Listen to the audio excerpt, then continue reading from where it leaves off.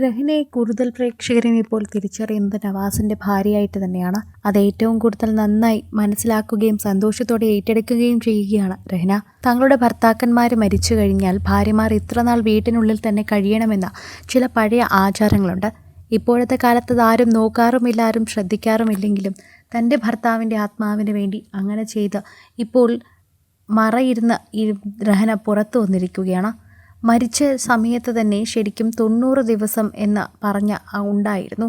മരിച്ചു കഴിയുമ്പോഴേക്കും 90 ദിവസം വീടിനുള്ളിൽ നിന്ന് അവർ പുറത്തിറങ്ങാൻ പാടില്ല, മറ നീക്കി പുറത്തു വരാൻ പാടില്ല, ആരെയും കാണാൻ പാടില്ല, മുറിക്കുള്ളിൽ കഴിയണം. അതായിരുന്നു ദുഃഖാചരണം. ഇന്നത്തെ കാലത്ത് ആരും അത് ചെയ്യാറില്ല. പക്ഷെ ശരിക്കും പറഞ്ഞു കഴിഞ്ഞാൽ കൃത്യമായ വാർത്ത കൊണ്ട് തന്നെ എല്ലാവരും അത് ഏറ്റെടുക്കുന്നുണ്ട്. രഹ്ന അങ്ങനെ തന്നെ കഴിഞ്ഞു. അതിനുശേഷം 3 ദിവസം മുൻപാണ് സോഷ്യൽ മീഡിയയിൽ പോസ്റ്റുമായിട്ടും എത്തിയിട്ടുണ്ടായിരുന്നത്. പ്രേക്ഷകരെല്ലാവരും ഈ വാർത്തയെക്കുറിച്ച് പങ്കുവയ്ക്കുകയും ചെയ്തിട്ടുണ്ടായിരുന്നു. ഓരോ മതത്തിലും വ്യത്യസ്തമായ ആചാരങ്ങളാണുള്ളത്. ജനനം മുതൽ മരണം വരെയുള്ള മനുഷ്യജീവിതത്തിലെ ഓരോ ആചാരാനുഷ്ഠാനങ്ങളെ മറ്റൊന്നും തന്നെ നമ്മൾ നോക്കാറില്ല.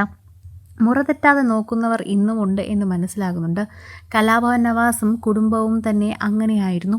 നോമ്പ് കാലത്തടക്കം കൃത്യമായി നോമ്പ് നോറ്റ് വ്രതം അനുഷ്ഠിച്ച് തന്നെയാണ് ശരിക്കും പറഞ്ഞാൽ നവാസിൻ്റെ വാർത്തകളൊക്കെ തന്നെയും കൂടുതലും സോഷ്യൽ മീഡിയയിൽ തരംഗമായത്.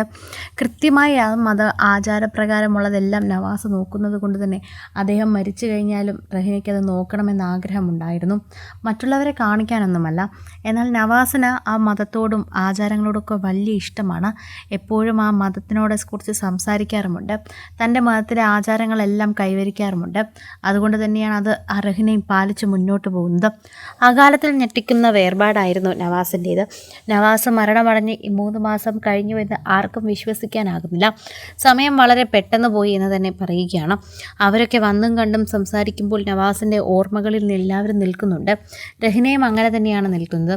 അതുകൊണ്ട് തന്നെയാണ് നവാസിൻ്റെ ഓർമ്മകളിൽ ഇപ്പോഴും ജീവിക്കാൻ സാധിക്കുന്നത്. പ്രേക്ഷകരും അത് തന്നെയാണ് പറയുന്നത്. നവാസിൻ്റെ ഓർമ്മകളിൽ ജീവിക്കുന്ന രഹ്നയെക്കുറിച്ച് തന്നെയാണ് എല്ലാവരുടെ മനസ്സിലുമുള്ളത്.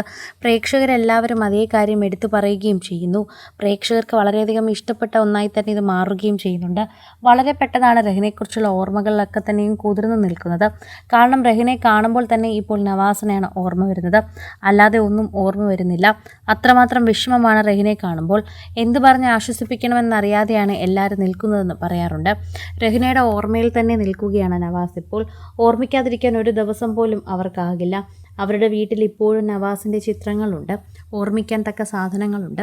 അതിലൂടെ ഇവർ ഓർത്തിരിക്കുകയാണ്. അപ്പോൾ അവർക്ക് തോന്നും നവാസ് ഒരു ഷൂട്ടിങ്ങിന് പോയിരിക്കുകയാണ്, പിന്നെ തോന്നും ഒരിക്കലും വരാത്ത ഒരു യാത്രയാണെന്ന്. എന്നാൽ അതിനെക്കുറിച്ച് ഓർമ്മിക്കാതിരിക്കും. ഷൂട്ടിന് പോയതുപോലെയാണ് അവർ പെരുമാറുന്നത്.